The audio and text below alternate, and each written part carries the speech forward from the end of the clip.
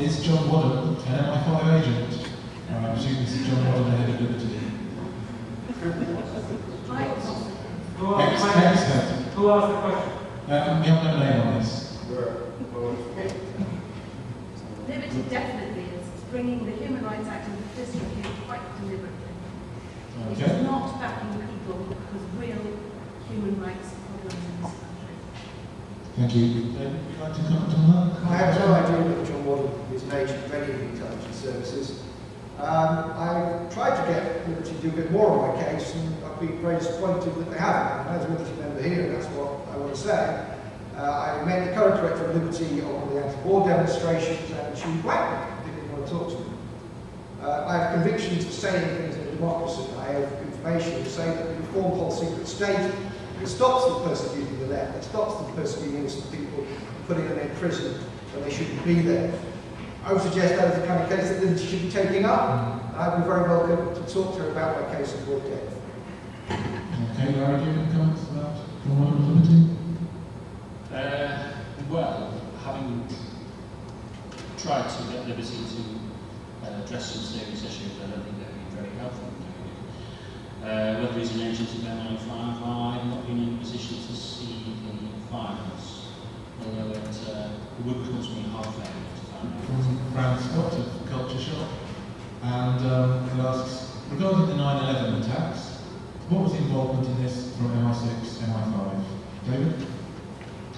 Well, obviously I wasn't in the service at the time, so I'm not in a position to be able to comment authoritatively on MI5 or MI6 involvement. Certainly I know from something I was told, something almost directly, was that Anne Taylor, the head of the Intelligence and Security Committee in Parliament, on the 10th of September 2001 was driving back to her constituency. She got an emergency telephone call and had to go back to London. Spent the evening of the 10th of September urgently phoning the US and getting no response from the US government. That in itself would indicate the British intelligence services knew something about 9/11. What it is, I don't know, and I'll follow up on this. The whole issue of 9/11, though, is a very vexed issue. As a former counter-terrorist officer, I probably know more than most, but it appears that agents of the FBI who were genuinely trying to do a job to protect American people were stopped by higher level officers. Those officers have not been disciplined, they've been promoted. There are other suspicious circumstances, like the way the buildings went down, which look more like a controlled explosion than the result of two planes crashing into them.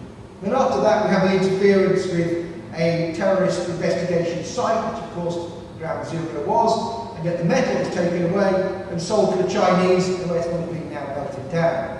Of course, it's not possible to do forensics on those metals, and again, that suggests to me there was a cover-up going on. It's absolutely clear from all the information that has emerged that the American government knew lots about 9/11, knew lots about the tactics of Islamic terrorists, and yet they seem to do absolutely nothing to try to prevent those attacks. If you bear in mind as well that day, there is a postulation that there was possibly two other planes that were supposed to take off but didn't because all the airlines had been grounded, and those planes were supposed to crash into the White House and the Capitol building. This begins to look a bit more like a coup d'etat. And I believe it was a coup d'etat that went wrong. I would urge anybody to read the new Pearl Harbor by David Griffin and other books about the case. Because when you first start talking about this, people want to accuse you of being a conspiracy theorist. You actually look at the facts. It points to me clearly that the neoconservatives were behind this. 9/11 was obviously an excuse to invade Afghanistan and invade Iraq. Thank you. I believe Larry wants to make some comments on the same issue. Related issue, actually. The point about 9/11, it seems to me, is that there was terrorist or Syrian terrorist atrocities, which the truth hasn't entirely come out about. And, you know, there may well be something very suspicious about that. In fact, sort of bullshit, to use a word that seems to be in currency, about MI5 and MI6 involvement, other than the fact that Eliza Manning-Gola, the head of MI5, visited around that time. Not a great deal to say. But what I have a great deal to say, and I think it underlines a point that Russell's made about his suspicions, is that there are two documents that mysteriously found their way into the internet concerning Libya. The first one was about the MI6 plot to assassinate Colonel Gaddafi. which I accept that document is genuine, the plot existed, everything that David said that that public domain, I agree with. The second document was a report into Libyan activity in the UK that led to the expulsion of the head of the mission here, Khalifa Bazalia. Now this was written in December 1995, and my reading of it is that you actually wrote this. I'm not saying you put it on the internet, I'm just saying I think it looks like something you might want to have input into. One of the officers worked, we wrote it, and I edited it. Right, you edited it, right. Now see, the interesting thing about that document is it concludes by saying, what is clear, you edited it of course, what is clear is that should the Libyan regime wish to resume its violent activities, it has a pool of individuals in the UK, headed by Bazalia, who would be willing to participate. In other words, December 95, not really anything specific to show that the Libyans were actually planning anything. Yet when you actually look in the book, you find that there were, in early spring 95, there was intelligence to indicate that 5 Libyan terrorists came to the UK, this is page 144, to launch, quote, the biggest terrorist attack in history. And yet, isn't it funny that 7 months later, there's no evidence to show that they're actively indicating something. And on a further Libyan point, I would emphasise your point about the people who were jailed for the Israeli embassy bombing being fitted up, and Mossad probably did it.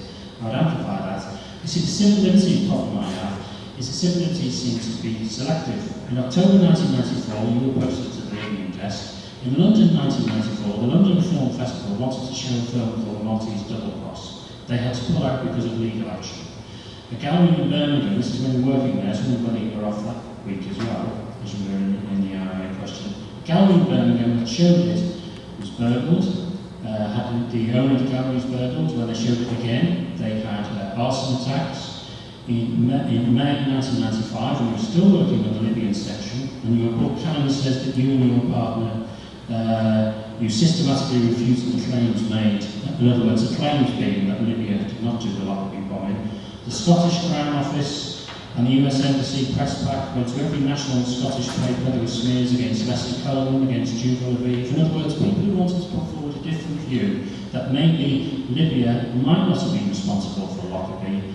You were part of a campaign of, it seemed to me, an internationally coordinated campaign with the CIA, between MI5 and the CIA, to actually prevent that film being shown, to prevent those views being heard. And all you say of it in the book is the Maltese Double Cross film was too long and confusing to make any real impact. Well, it was long and it was complicated, but the point is, at the relevant time, you were on the relevant desk. A wide range of measures, including legal and illegal measures, are taken to prevent that film being shown and to persecute to this day some of the people who are involved in it. And you say that MI6 were, amazingly, MI6 are both saying that, falsely, that Libya did do the bombing, and they're trying to organise a coup to get the people back to the UK to try them for it. It doesn't add up. So one Libyan story that you say, I agree with. But the other one, you name these people like you gave the home address of Sean McNulty's parents. And even if they don't have any no longer live at those addresses in Newcastle, somebody does. Somebody could read your book and go and throw a petrol Molotov or whatever through their front window. There's civil liberties for some people, but not for others. And as Russell said, if you want us to agree full square with you, then the fact, for instance, that you were the person who signed over 6 months the warrants for continuing the operation against Victoria Britain.